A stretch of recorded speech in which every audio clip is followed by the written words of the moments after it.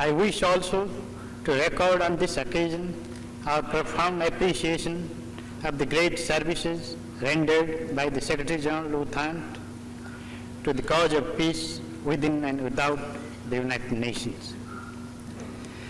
I would therefore confine myself to more general observations which nevertheless are of fundamental importance to us. My country has come to the United Nations with as much faith in its organization as in its charter, with as much faith in its effectiveness as in its ideal. For to a small country as mine, Mr. President, the United Nations represents the ideal as well as the practical. It satisfies us in so far as it helps us to work actively for larger unity and for peace and prosperity of mankind. It satisfies us also in so far as it secures us morally and materially against encroachment and interference from others.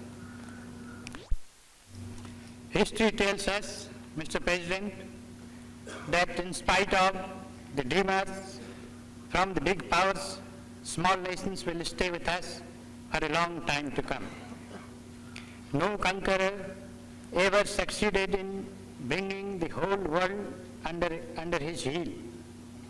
There were always small nations which refused to conform to his dictates or to his wishes.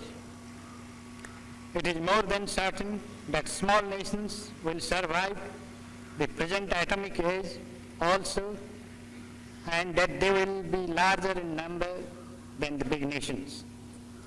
If this is so, it is necessary that the United Nations, while working with the cooperation of the big powers, which is no doubt essential, ensures that the small nations continue to have full confidence in it.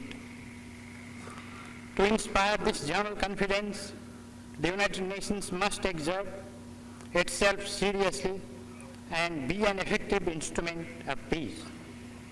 It can't be such an effective instrument, Mr. President, unless all people feel that justice is ensured to nations big and small, unless all nations big and small are in it, and unless indeed nations in general and big powers in particular are prepared to subordinate their narrow national interests to the larger cause of humanity. There has been no progress towards general disarmament. The partial nuclear test ban treaty, though a positive step, is at best an inadequate step. Again, there has been a positive development recently in the field of nuclear non-proliferation, as the United States and the Soviet Union have agreed on a draft. We have welcomed this as well as other positive developments.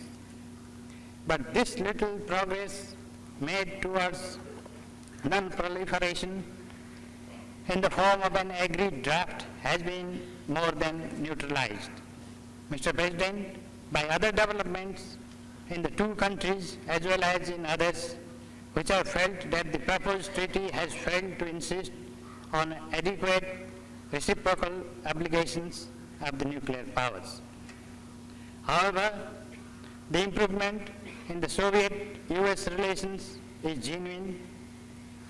This relaxation of tension between the two countries should be reflected in the increased effectiveness of the United Nations. But that is not yet the case. The ever-explosive German problem has always remained outside the United Nations and has remained unsolved. The crisis in Vietnam, with all its attendant tragedy, has touched only the fringe of the United Nations because the Secretary General, more as an individual dedicated to the passionate pursuit of peace than as the spokesman of the world body. And this